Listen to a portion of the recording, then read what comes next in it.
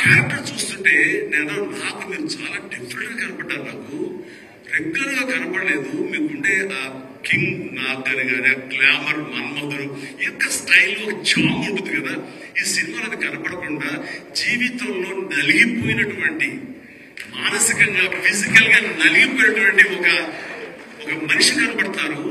అది మీ క్యారెక్టర్. ఏంటి ఇలా ఉంది నలిగిపోయినట్టుగా, బహుశా జైలు నుంచి బయటికి పడి ఎప్పుడు వచ్చినప్పుడు మళ్ళీ ఫుల్ గ్లామర్లు కనపడతాడేమో సూట్ గట్టి చేసుకున్నట్టే.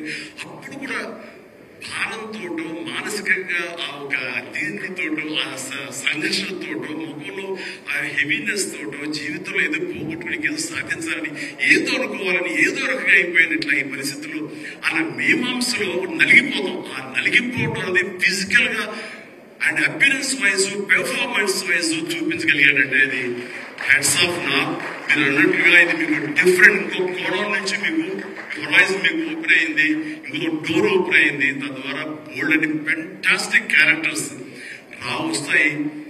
అండ్ మీరు అనుకున్నది ఏముంటుంది, మీ లాంజివిటీ ఇంకా పెరుగుతుంది అనుకుంటాను. మీ దోవలో నేను కూడా మీకు సుమంగా నేను చేస్తాను. నేను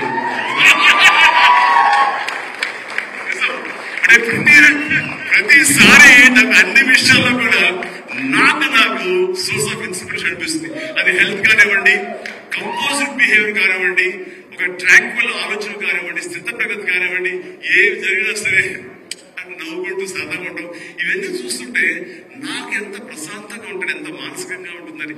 సో అలాగా ఈ ప్రొఫెషనల్ గా కూడా ఈ సినిమాతోటి తను వెళ్లే దారిలో వైనాట్ నేను కూడా రేపు పొద్దున ఏదైనా అవసరం వచ్చి ఓటీటీలో ఏదైనా సినిమాలు చేయాల్సి వస్తే కనుక ఏం ప్లాన్